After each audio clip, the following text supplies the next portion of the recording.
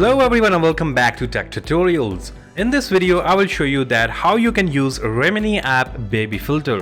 So without wasting any further time, let's get started. First of all, go to your Remini app, and once it's open, in the bottom left you will see AI photos. Click on this AI photos button and then click on Let's Do It. Now select your gender and click continue. Now you will need to upload 8 photos for better results. So click on Upload 8 selfies button, and after selecting your 8 selfies, click the continue button.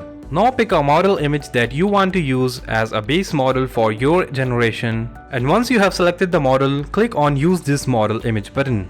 Now click on the Start Free Trial button, and now to continue you will have to buy premium version of Remini app. After you have made the purchase, your generation will be made. And that's how you can use Remini app baby AI filter. I hope this video was useful for you. Don't forget to like and subscribe to our channel. Thanks for watching and see you in the next video.